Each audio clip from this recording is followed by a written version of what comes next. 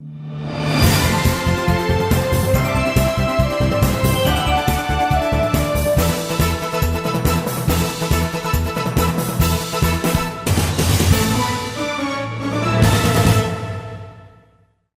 my dear folks. Welcome to the show. Jack Zhao on East West with G&E TV.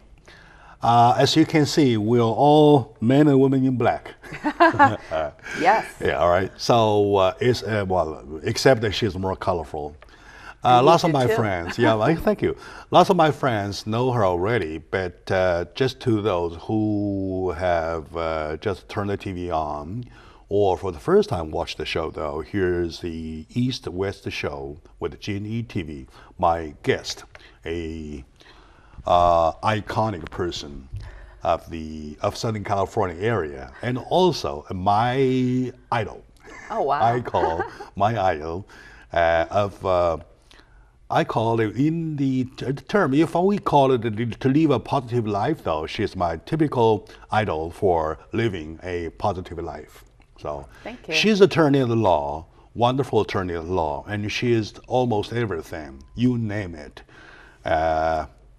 Hao Chi is her Chinese name. Kathy Hao is her English name. And I call her Hao, good attorney. Right. So welcome to the show. Thank you again. Good.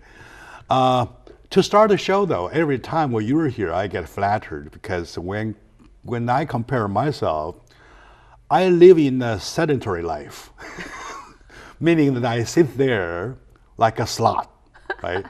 Not moving at all. And you are so mobile. You're so mobile. Yeah. One time I see you on WeChat at gym, and the other moment I saw you on a motorbike with the Mojave Desert. And the other moment, well, probably 2 hours later, I see you in court.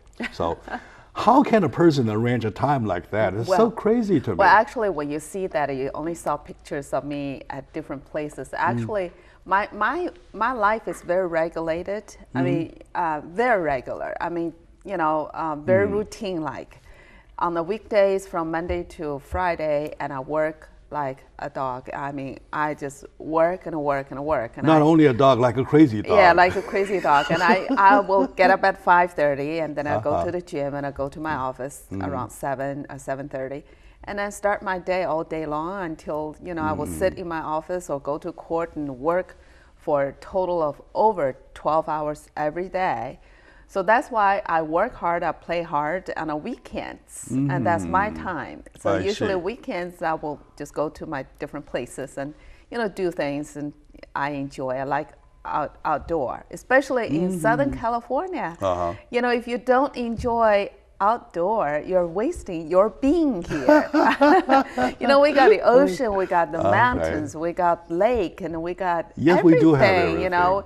And we can, like you said, and my life is colorful on the weekends. Very I just do many different things on the weekends, and I love cultural events. So you will see me at the cultural events and concerts, and you will see me in the movies, and even beauty contests with the qipao, the Chinese gown. Yeah.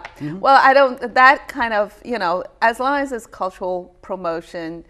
Promote Chinese culture, and promote and art shows. The art shows, calligraphy shows. Yes, right? Yeah, the paint. The paintings and calligraphy shows. Right, and film festivals. And the fashion shows. And film festivals. Show, and sometimes I host them. So so it's really a lot of fun living in Southern California and work in California. I think I posted something yesterday. I said, being in Southern California and hate your life is almost guilty of a crime, because you're given such a beauty in front of you every day, and you got to appreciate it. You got to use it. That's such a sounding philosophy. Probably I have to change my sedentary style of life. Okay. Now, I have a little technical question to ask. Sure. For many times, it is not that I choose to live a sedentary lifestyle. It's because of my time schedule.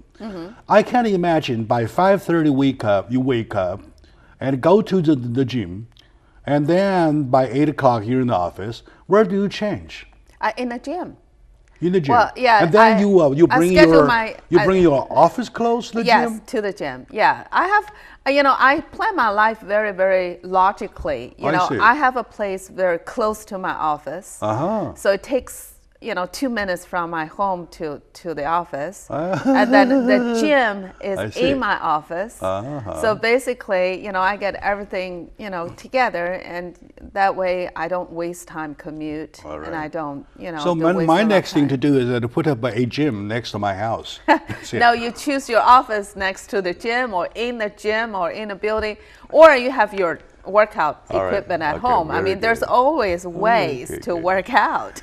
And to do that, all the chatting about the lifestyle is just to bring my audience's understanding about this friend I have, Miss Kathy Howell. Not only does she live a busy lifestyle, very mobile lifestyle, I call, but she's very sober in court. And she is one of the, I would say, to be honest, one of the attorneys that I really salute every time I see, because of the sober-mindedness in handling cases.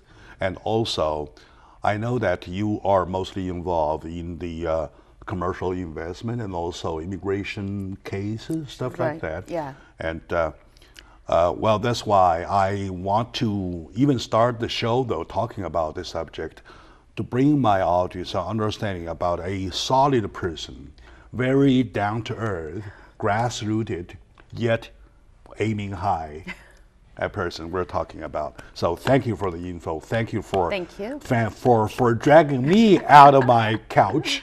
Well, I'm trying to be in a good influence and a strong influence, and a part of the reason why I'm into those social media is that a lot of people living in Southern California, for Chinese, professional or non-professional, a lot of people don't know the beauties existing. There are a lot of places that's around us that are really beautiful. So I think that's part of my social responsibility, to have people appreciate the life and live in a healthy lifestyle. For your reference, so it was such an impact last time seeing you. Yeah. So I decided to lose weight. And I did lose some. Well, that's good. It's for your own health. Which is good. Very obvious. All right. Very obvious. Very you good. look good. Thank you very much. To start with the show, though, we have lots of things that we just heard. Yet we are about half month into the first month, though. Right. We don't know what to expect. Right. For example, we have the, I just heard as of two nights ago about the Congress decision to enhance the, what they call H-1B visa. H-1B visa. H-1B visa. Yeah. And prior to that, we heard about last November about exchange of the 10-year visa programs, right? Those are rumors. Yeah, those are rumors? Those are rumors. I mean, for Congress to pass any law, it takes time. So I don't think in 2015 there's much changes in terms of immigration, my own opinion. I mean, H-1B is still same amount of quota, and it's still same requirements on April 1st. Oh, you're saying there's not such a decision to do that? Discussion is discussion. The law is law. So I see. when Congress are talking about certain changes to the law, it may pass, may not pass. It could be just talking. It could not could not even be on the table of discussion. In other words, it's just a plan on the embryonic stage. May not even be in a plan. It could be just a discussion from different parties and different legislators, and could be the voice of public. Really depends, and only when the Congress passes it becomes a law. So I think in 2015, as an immigrant, there are a lot of things that we should be aware. I mean, number one, we are a case law country. We take on the British old law system, where case laws, in other words, our binding laws are basically case law and Constitution, and each place administrative, the county, the city, and the state may have their own laws, and those are statutory law. So only statutory laws that changes as time, as requirements, and as as the circumstance changes. But most of the case laws, I mean, that constitutional law can never change, very hardly to change. And then, and a case law, you just, unless you got a new case that judges overturn that decision, it's the law. So basically, it's different from China. China is all man-made law, all statutory, and there's no case law that as a guidance, and it may be a little bit, but not mostly statutory. But we are different. So when people are talking about the congressional discussion, and there might be changes until we see that passes. As a matter of fact, I really appreciate this moment that we reached the question about H1B. I mean, prior to your statement, though, I always thought there was a law already. H1B is a law. I mean to lose up, to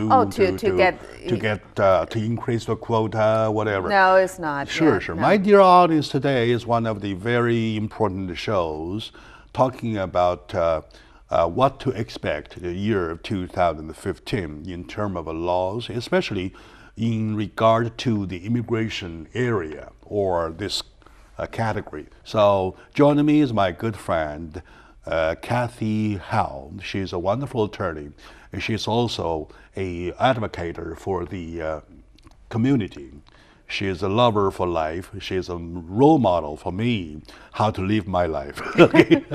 All right, let's take a short moment now. When we come back, we'll see what shall happen during the first part of this year, first half of this year, because we understand that we have the executive order, we have the exchange of the 10-year visa stuff. Let's check about that one by one. Stay with us, please.